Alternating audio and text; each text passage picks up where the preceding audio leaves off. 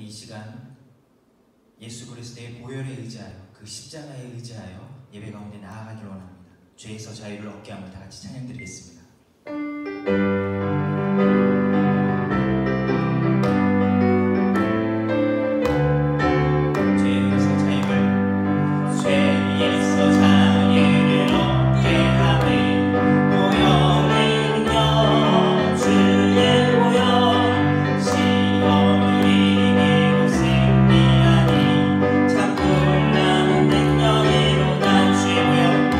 주의 보혈 능력 있도다.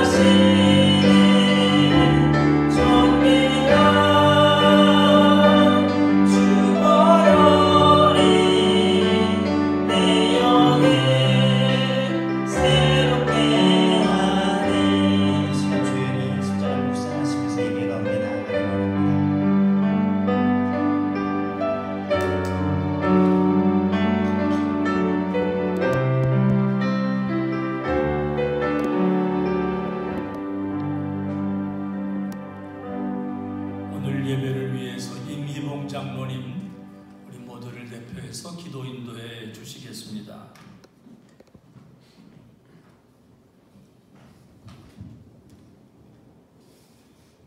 사랑과 은혜가 많으신 하나님 아버지 감사합니다. 아멘. 코로나19 바이러스로 세상이 나라가 너무나 혼잡합니다. 주여. 하나님께서 이 민족을 사랑하여 주시었고 코로나 바이러스가 빨리 이 세상을 이 나라를 떠나게 하여 주시옵소서. 아멘. 우리 세상의 성도들 모두 가정에서 직장에서 귀한 시간을 기억하게 하여 주시옵소서. 성령님이 함께하는 삶을 살게 하여 주시옵소서. 아멘. 아버지 하나님, 세왕교회를 사랑하여 주시옵소서. 주여. 우리 모든 세왕교회 성도님들 가정, 직장, 사업 지켜주시고 이 코로나 바이러스로 어려움을 겪고 있을 때 성령님 함께하여 동행하여 주시옵소서. 아멘. 우리 세왕의 성도님들은 코로나 바이러스로 멀리하게 하여 주시옵고 가까이 있는 사람 한 분도 없게 하여 주시옵소서. 아멘. 또 다니엘에 오신 목사님 성령의 두루마기를 전입해 주시옵소서. 아멘. 오직 진리만이 선포되게 하여 주시옵소서. 아멘. 이 모든 말씀을 살아내주시며 만물의 창조이신 우리 주 예수 그리스도를 받들어 기도드리옵나이다. 아멘.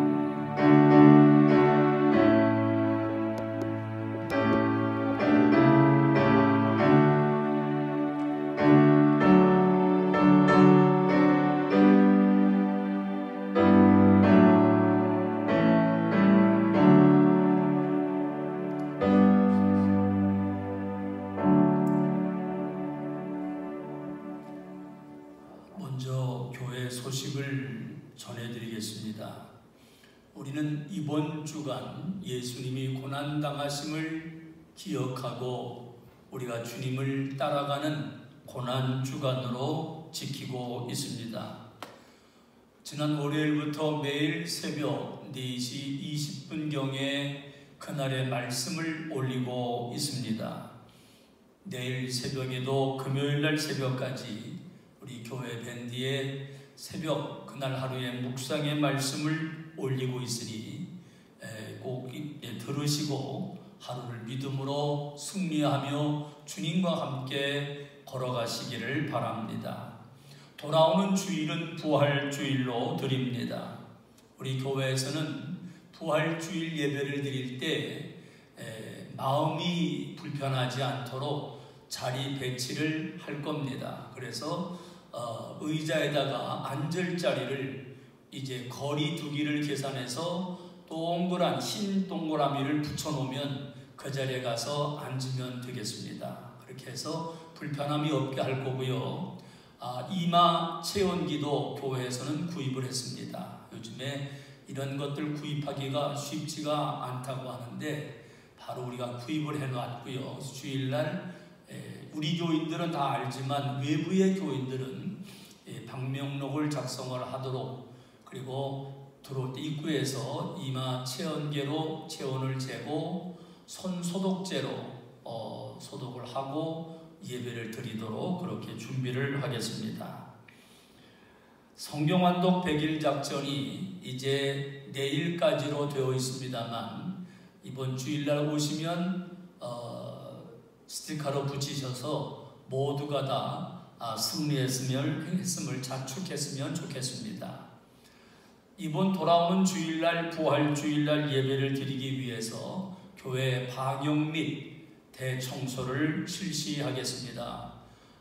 일단은 예배를 드릴 수 있는 본당만을 중심으로 해서 본당과 아래층을 중심으로 해서 하려고 계획을 하고 있으니까 다들 분주하시고 바쁘시더라도 토요일날 10시까지 오셔서 한 2시간 정도 동참해 주시면 대단히 감사하겠습니다. 다른 광고 말씀 없으시면 하나님의 말씀은 마가복음 14장 50절부터 52절까지의 말씀이 되겠습니다. 마가복음 14장 50절부터 52절까지의 말씀을 우리 한 목소리로 같이 읽겠습니다. 제자들이 다 예수를 버리고 도망하니라. 한 청년이 벗은 몸에 배 혼니부를 두르고 예수를 따라가다가 무리에게 잡힘에 배 혼니부를 버리고 벗은 몸으로 도망하니라. 아멘. 이 땅에 오신 예수님은 마침내 십자가에서 죽으셨습니다. 예수님의 십자가의 죽음은 말 그대로 처절하게 고난을 받으시다가 죽음을 당하셨지요. 그때부터 이 세상에서는 가장 큰 고난을 말할 때 예수님의 십자가 고난을 말하고는 합니다. 예수님은 바로 그 십자가에서 온갖 고난을 받으시고 죽음을 당하셨지요. 예수님께서 고난받으실 때 그 주어진 십자가의 고난도 힘들었지만 예수님을 더 힘들게 했던 것이 하나 있다면 그것은 바로 고난받으시는 예수님 주변에 그렇게 사랑하던 제자들, 예수님을 따라다녔던 수많은 사람들이 다 도망갔다는 겁니다. 성경은 이렇게 말하고 있지요. 마태복음 26장 56절을 봅니다. 시작. 이에 제자들이 다 예수를 버리고 도망하니라. 왜 그랬을까요? 예수님의 십자가를 끝까지 지켜야 될 제자들이 왜 도망을 갔을까요? 그 당시에 십자가의 처형은 가장 끔찍한 것이었고 자기들도 십자가 처형을 당할지도 모른다고 하는 불안감 그리고 무서움이 그들을 짓눌렀기 까닭에 일단은 도망을 갈 수밖에 없었던 거고요. 그래서 예수님은 그 십자가의 고난을 홀로 고스란히 다 받으셔야만 되셨습니다. 예수님의 그 고난은 얼마나 고독했을까요? 성경을 봅니다. 누가복음 19장 36절로 37절입니다. 시작. 가실 때에 저희가 자기의 겉옷을 길에 펴더라. 이미 감람산에서 내려가는 편까지 가까이 오심에 제자의 온 무리가 자기의 본 바 모든 능한 일을 인하여 기뻐하며 큰 소리로 하나님을 찬양하여. 예수님이 주일날 제자들과 함께 예루살렘에 입성하실 때의 광경의 모습입니다. 백성들이 열렬히 환영을 하며 예수님을 맞이하고 예루살렘에 들어가신 예수님은 마치 로마의 모든 사람들이 우러러보는 개선장군처럼 그렇게 예루살렘으로 입성하셨습니다. 성경을 보시죠. 마태복음 21장 12절입니다. 예수께서 성전에 들어가사 성전 안에서 매매하는 모든 사람들을 내쫓으시며 돈 바꾸는 사람들의 상과 비둘기 파는 사람들의 의자를 둘러 엎으시고. 월요일날 예수님은 예루살렘을 방문을 하시는데 성전에 들어갔더니 이상한 광경이 있어서는 안 되는 모습들이 펼쳐진 것을 봅니다. 거룩해야 될 하나님의 집이 성전을 시장통으로 바꿔버렸고 장사꾼들로 득실되고 있었으며 물건을 팔고 짐승떼가 몰려다니고 그야말로 난리였습니다. 이 모습을 보신 예수님은 흥분하셔서 온갖 좌판들을 뒤엎으시고 호통을 치시고 모두 내쫓아 버리셨습니다. 그리고 이어지는 화요일날 산 위에 올라가 예루살렘을 내려다보시고 눈물을 흘리신 날입니다. 앞으로 40여 년 후에 멸망에 버리고 말 이 도성을 내다보시면서 그것도 모르고 오늘을 살아가는 저 우매한 백성들을 돌아보시며 뜨거운 눈물을 흘리셨습니다. 그리고 수요일은 십자가를 지시기 전에 모처럼 제자들과 하루 한가하게 시간을 보내고 있었던 날입니다. 그런데 마태복음 26장 14절로 16절까지의 말씀입니다. 시작. 그때에 12 중에 하나인 가룟 유다라는 자가 대제사장들에게 가서 말하되 내가 예수를 너희에게 넘겨주리니 얼마나 주려느냐 하니 그들이 은 30을 따라 주거늘 저가 그때부터 예수를 넘겨줄 기회를 찾더라.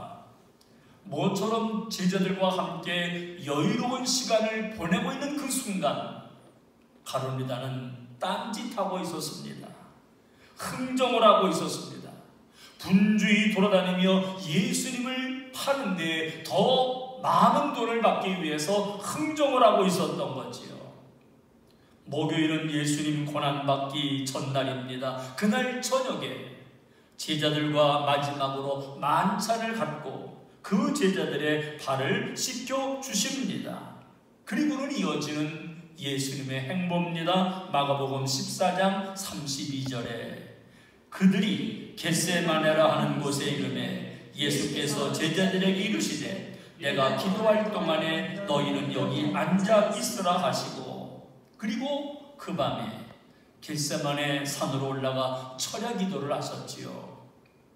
금요일 새벽에 기도를 마치고 내려오다 예수님을 로마 군인들에 의해서 체포되시고 끌려가십니다.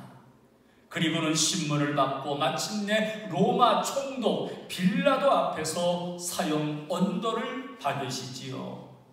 그리고는 십자가를 지시고 골고다를 향해 올라가더니 아침 9시에 십자가에 달리시고 6시간 만인 오후 3시에 운명을 하시고 무덤에 묻히게 됩니다. 창조주가 피조물들로부터 온갖 수모를 다 당하시고 땅에 묻히게 되신 거지요. 이것이 바로 이번 한 주간 예수님에게 있었던 사건들입니다. 그런데 오늘 읽은 본문은 예수님은 그렇게 고난받는 과정을 하나하나 밟고 있는데 하나의 해프닝적인 이 사건이 사파처럼 소개되고 있습니다. 그렇게 우리가 오늘 읽은 이 말씀을 읽으면서 아멘 해야 될지 아니면 웃어야 할지 울어야 할지 도대체가 알 수 없는 대목이 오늘 말씀의 내용입니다. 오늘 말씀을 다시 한번 읽어보죠. 마가복음 14장 51절로 52절입니다. 시작. 한 청년이 벗은 몸으로 배 혼니비를 두르고 예수를 따라가다가 무리에게 잡힘에 배 혼니비를 버리고 벗은 몸으로 도망하니라.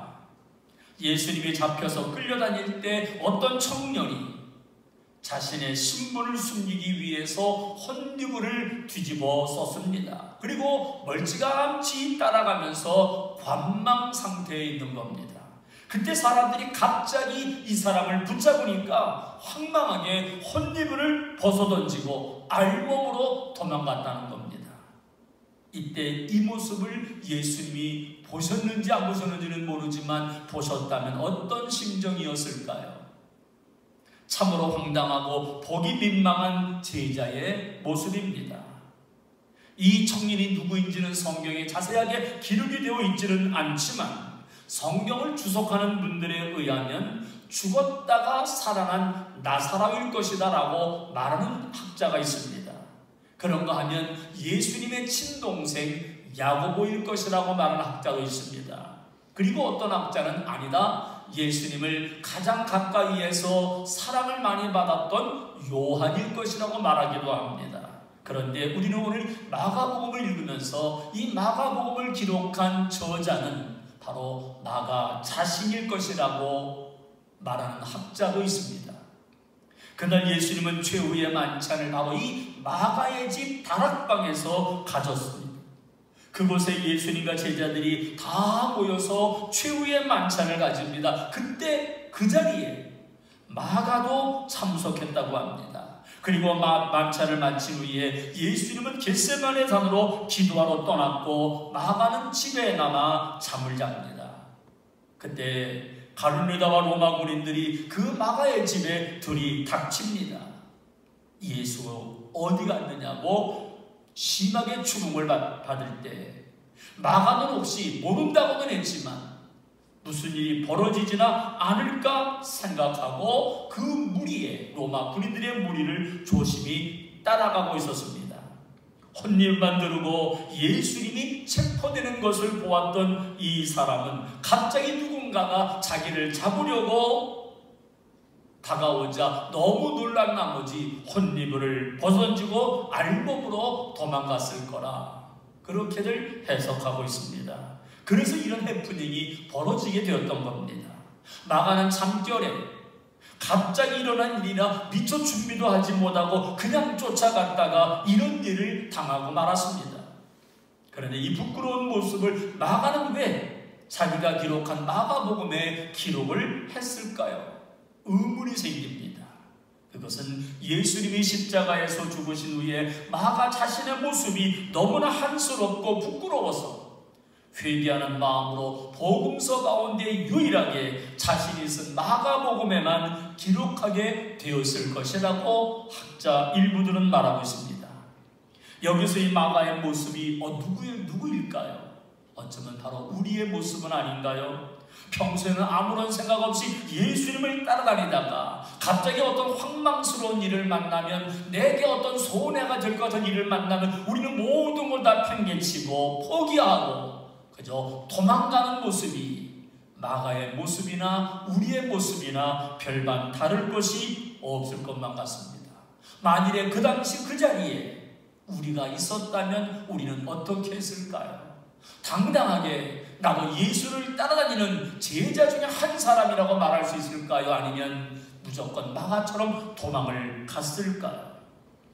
진정 예수님의 제자가 된다는 건 그렇게 쉬운 일은 아닙니다. 평상시에 무슨 말인들 못할까요? 평상시에 우리가 어떤 각오를 가지고 있다고 다짐은 할 수가 없을까요? 예수님은 그런 불완전하고 미성숙한 제자들에게 세상 끝까지 복음의 증인되라고 부탁을 하셨죠. 오늘 우리 모두가 이 땅을 살아가는 동안 예수님의 제자로 살아가고 있는데 어떤 일을 만난다 할지라도 당황하지 아니하고 끝까지 예수님을 따라가고 예수님과 함께하는 우리 모두가 되시기를 주님의 이름으로 축원합니다. 그렇다면 예수님의 제자가 되려면 어떻게 해야 할까요? 그 첫 번째로 예수님을 이해해야 합니다. 예수님에 대해서 깊이 이해한다고 하는 건 아주 중요한 일입니다. 예수님에 대한 깊은 이해나 공감이 없으면 이렇게 마가처럼 황망한 일을 당하면 도망갈 수밖에 없거든요. 예수님을 제대로 알지 못하면 신앙생활하다가 우리가 어느 순간 기분 나쁘거나 상처를 받았다고 그만둘 수 있습니다. 그렇다면 위기 때에 도망가는 건 너무나 당연하고 자연스러울지도 모릅니다. 청년은 방심하고 있다가 순간에 위기를 만나게 되자 다 벗어던지고 도망가 버렸습니다. 자기만 살면 된다는 거지요. 잠결에 따라갔고 예수님에 대해서 잘 알지도 못했으니까 이 청년의 행동은 당연한 일일지도 모릅니다. 모르면 삶의 깊이도 없고, 모르면 믿음의 깊음도 없고, 모르면 왜 내가 주님의 일을 해야 되는지, 열정도 섬김도, 때로 내가 왜 희생해야 되는지, 이러한 것에 의문점을 가질 수밖에 없습니다. 영국의 철학자 가운데 버트랜드 러셀이라는 분이 있습니다. 이분이 나는 왜 기독교인이 아닌가라는 책을 썼습니다. 나는 왜 기독교인이 아닌가? 이 사람은 왜 기독교인이 아닐까요? 이분은 이 책에서 자신에게 말하기를 이런 말을 했습니다. 나는 열매가 없다고 무화과나무를 말라 죽게 한 그 비인격적인 예수를 도저히 신뢰할 수 없어서 예수를 믿을 수가 없다. 그럴듯한 말 같지요. 왜 그랬을까요? 나무에 열매가 없다면 가꾸는 주인의 책임이고, 더구나 철도 아닌 무화과나무에서 열매가 없다고 저주하는 건 있을 수 없는 일이 아니냐. 러셀이라는 사람은 그렇게 말합니다. 그래서 러셀은 그리스도인이 되기를 거부한다는 거지요. 그러나 예수님을 모르면 누구라도 이렇게 말할 수밖에 없습니다. 아무리 법학자고 철학자랄지라도, 그 시대에 뛰어난 학자랄지라도 예수님을 모르면 이럴 수밖에 없습니다. 우리들이 예수님을 믿고 예수님의 제자로 살아가는데 가장 중요한 게 하나 있습니다. 그것은 예수님을 잘 알아야 될 줄로 믿습니다. 예수님을 모르고 따라가다 보면 위기의 순간에 다른 사람으로부터 비난을 받고 상처를 받는 바로 그 순간에 에라 모르겠다. 그리고는 믿음을 내팽개치고 도망가는 마가와 다를 바가 없기 때문에 그렇습니다. 마가는 그날 예수님이 누군지 알지는 못했습니다. 분위기에 따라서 그의 어머니의 영향을 받아서 그가 예수님을 따라가 다니면서 말씀도 듣고 또 예수님 믿는 사람처럼 행동을 했을지 모르지만 예수님이 진정 누군가를 알지 못했던 마가는 위기의 순간에 도망갈 수밖에 없었던 거지요. 다른 사람 얘기가 아닙니다. 오늘 우리들 중에 누구라도 예수님을 잘 모르면 작은 일에 아무것도 아닌 일에 자기의 이기심이 발동돼서 마가와 똑같은 행동을 할 수도 있다는 걸 잊어서는 안 됩니다. 예수님을 잘 아시고 예수님을 잘 알 때 예수님을 깊이 알고 예수님을 온전히 따라가는 우리 모두가 되시기를 주님의 이름으로 축원합니다. 더 나아가서 예수님의 제자가 되려면 어떻게 해야 될까요? 두 번째로 용기가 있어야 됩니다. 용기가 필요합니다. 우리 예수님을 믿는 사람들에게 용기는 아주 중요합니다. 거기다가 제자가 되기 위해 필요한 건 바로 용기가 아주 중요함을 알아야 됩니다. 가끔가다 용기 있는 사람들을 보면 참 부럽다 하는 생각이 들 때가 있습니다. 과거 우리나라의 복음이 어려움을 당할 때마다 복음을 그래도 증거했던 사람들이 핍박을 받는데 그래도 그들이 흔들리지 아니하고 복음을 증거할 수 있었던 그 용기가 참 부럽습니다. 예수님을 믿으면 죽이겠다 협박을 하는데도 흔들리지 않고 나는 예수님을 믿는 하나님의 자녀라고 그렇게 그들이 용기를 가져 말할 수 있었던 그 용기가 마냥 부럽기만 합니다. 스위스의 철학자 가운데 칼 힐트라는 분이 있습니다. 이분이 이런 말을 했습니다. 한번 같이 읽어보실까요? 시작. 용기는 참 좋은 것이다. 용기는 어느 순간에도 잃지 말아야 한다. 결정적인 순간에 용기를 잃게 되면 전생의 노력이 헛될 수밖에 없게 된다. 다만 용기를 버릴 때는 그것이 하나님의 뜻임이 분명할 때만 버려야 한다. 신앙인의 길에는 언제나 이 용기를 필요로 하고 있습니다. 주일날 예배드리러 나오는 길에도 이 용기가 요구됩니다. 용기가 없으면 일어나 나오기가 주저하게 되거든요. 살아가기도 빠듯한 월급에서 11조를 뚝 떼어낸다는 것이 그렇게 쉬운 일이 아니기 까닭에 많은 분들이 11조를 한다는 형식 모양은 내는데 온전한 11조를 드리지 못합니다. 그러기에 온전한 11조를 드리는 것도 용기가 필요하거든요.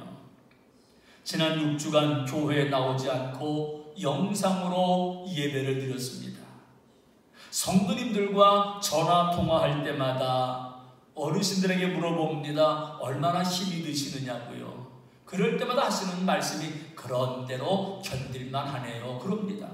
그런대로 견딜만 하다라는 말을 많이 들었습니다. 그런데 견딜만 해서는 안 됩니다. 견딜만 한 것을 우리는 이겨나가야 되거든요. 이것이 우리의 습관되면 어떻게 할까요?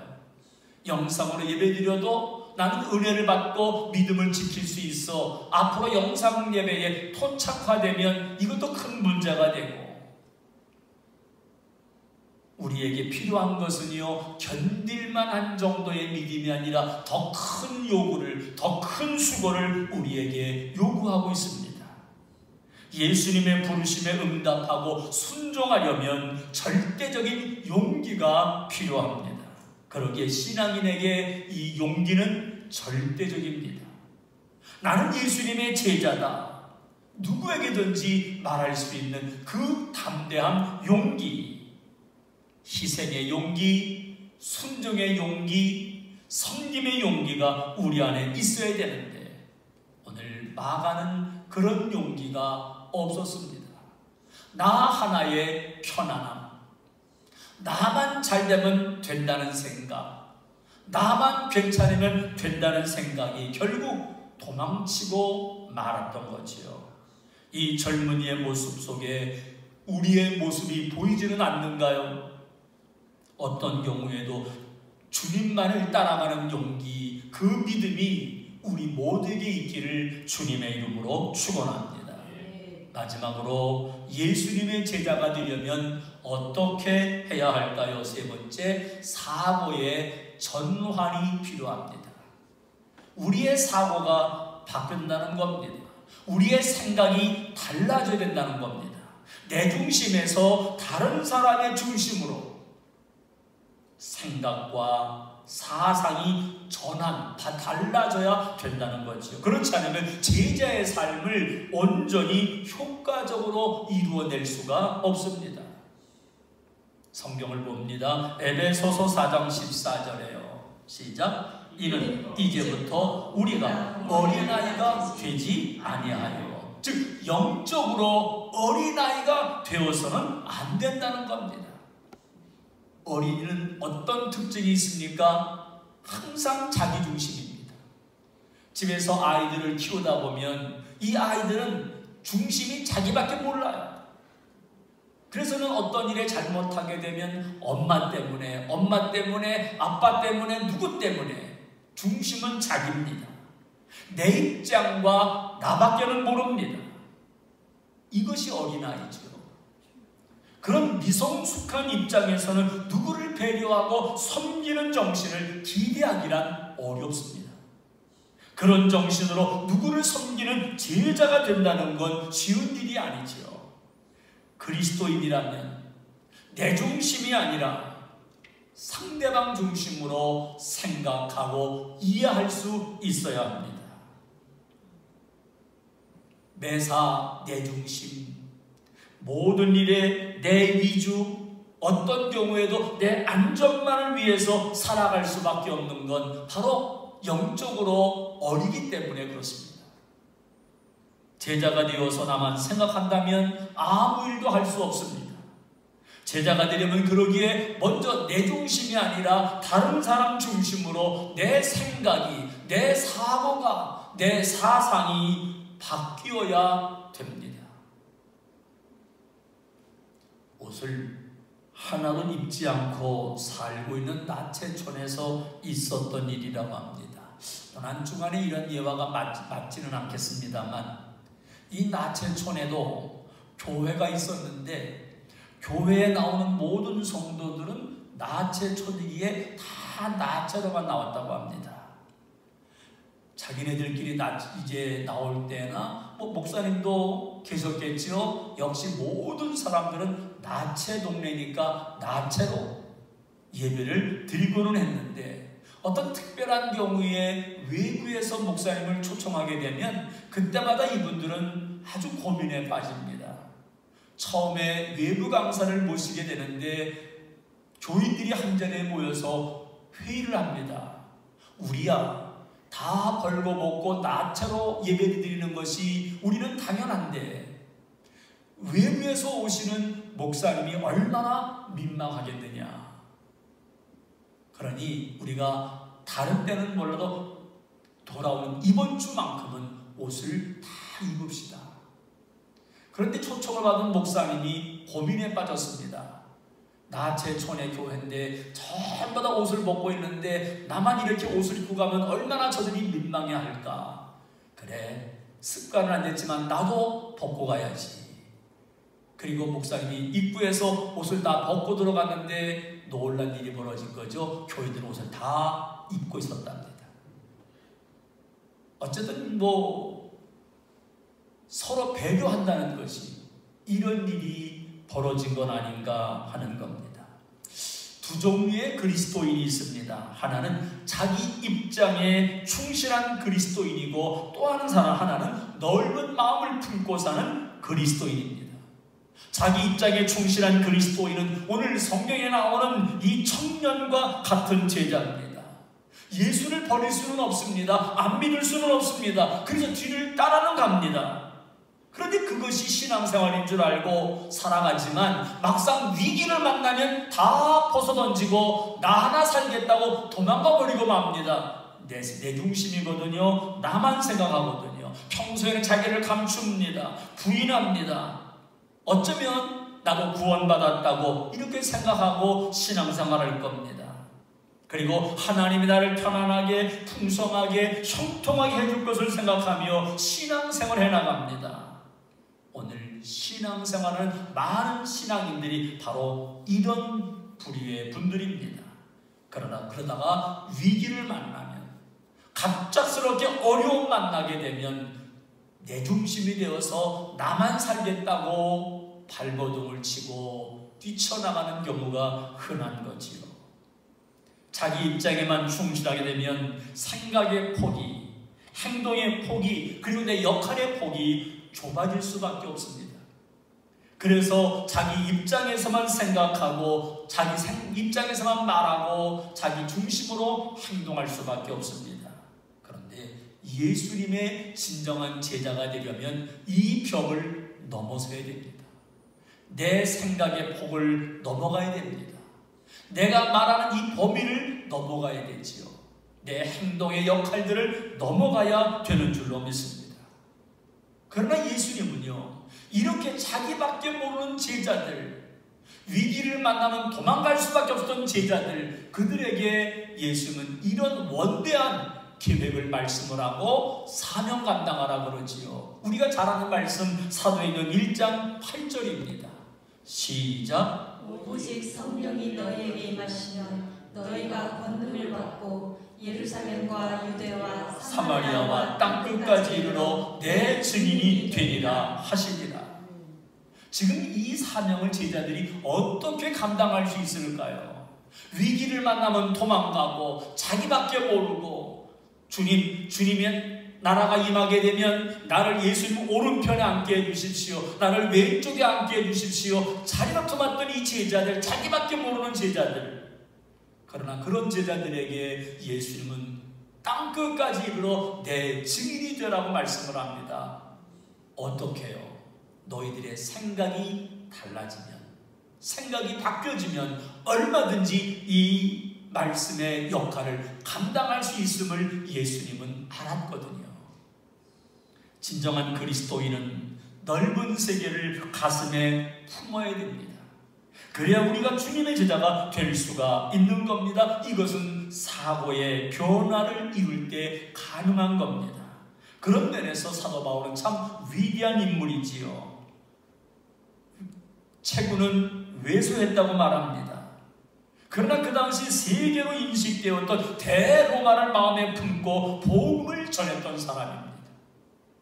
바울의 그 작은 가슴 속에 거대한 로마가 안에 있었습니다. 바울의 의식 속에는 전 세계를 향한 복음 전도 계획으로 가득 채워져 있었던 거지요. 기독교인이라면 지역적 사고에서 세계를 품는 사고로 전환되어야 되는 것, 이것이 바로 내가 되어야 되겠다, 이것이 바로 우리가 되어야 되겠다고 고백할 수 있어야 합니다. 그런데 나에 갇히게 되면 나밖에 보이지 않습니다. 항상 나 중심이고 나 외에 다른 사람은 이 안으로 들어오지를 못합니다. 결국에는 하나님의 나라와 하나님의 의를 이루어야 되는 것이 중요한 줄 알면서도 알지만 실천하지 못하게 됩니다. 오직 나만 크게 보일 뿐이지요. 그런가 하면 예수님의 제자로 살아가는데 방해물이 될 수밖에 없습니다. 오늘 먹고 살아가는 현실의 문제, 직장의 문제, 이것들이 우리 영적 수준을 바닥으로 끌어내리게 됩니다. 천국에 대한 관심을 무디게 만듭니다. 예수님의 제자로 살아가는데 방해물이 될 수밖에 없습니다. 내가 좋아하는 취미 활동이 주의를 지키고 주님을 따라가는데 방해 요소가 될 수밖에요. 우리는 오늘 이 청년을 살펴보았습니다. 배혼내비를 뒤집어 쓰고 예수님을 따라갔지만 위기가 닥치자 이걸 벗어던지고 알몸으로 도망갔던 마가처럼 또 이 청년처럼 혹시 우리가 그런 황망한 일들을 당하게 될 때 우리는 어떻게 할 수 있을까요? 내가 갖고 있는 것들이 장애물이 되어서는 안 되고 이런 것들이 나를 내 믿음을 지켜나가는데 방해물이 되어서는 안 될 겁니다. 어떤 경우에도 예수님을 따라가는 예수님의 인정받는 예수님의 마음에 합한 예수님의 사랑받는 제자가 되시기를 주님의 이름으로 축원합니다. 기도하시겠습니다. 하나님 아버지 감사합니다. 코로나19는 온 세계가 충격에 빠졌습니다. 벌써 170만 명 이상의 확진자가 발생되었고 8만여 명이 죽음에 이르게 되었습니다. 하나님, 이런 위기가 이제는 하나님 빨리 해결되도록 도와주시옵시고 이 코로나19를 물리치고 자유롭게 예배를 드리고 자유롭게 주님을 따라가며 자유롭게 신앙생활할 수 있도록 은혜를 베풀어 주옵소서. 이러한 것들을 바라보면 우리는 언제든지 미움의 코로나가 우리의 헌신을 방해하는 이 세상의 코로나가 우리를 방해하고 막을지 모릅니다. 그럴 때마다 도망가고 멀리하지 말고 오직 주님만을 따라가는 우리 모두가 되게 하여 주옵소서. 어떤 위기 속에서도 나만을 생각하고 나 아니를 위해서 벗어 던지고 도망가는 것이 아니라 끝까지 주님을 믿고 의지하고 따라가는 믿음의 사람, 신앙적으로 승리하는 우리 모두가 되게 하여 주옵소서. 이번 주일부터 우리 교회 모든 성도님들 이제 교회에서 예배를 드릴 때 편안한 마음을 주시고 모든 위기에서 우리를 막아주시고 건져주시며 주님을 믿고 의지하고 나가는데 좀 더 불편함이 없도록 인도하여 주옵소서. 예수님의 이름으로 간절히 기도하옵나이다. 아멘. 이제는 우리를 구원하신 예수 그리스도의 은혜와 하나님 아버지의 사랑하심과 성령님의 교통하심의 역사가 코로나19로 지쳐있는 모든 확진자들과 그 가족들과 슬픔을 당한 주변의 모든 분들, 이 일에 종사하는 의료진과 정부 관계자들 모두와 무엇보다 지난 6주 동안 예배를 드리지 못해서 영적으로 허하고 안타까워하는 우리 세광의 가족들 모두 위에 이제로부터 영원토록 함께 하옵시기를 간절히 축원하옵나이다. 아멘.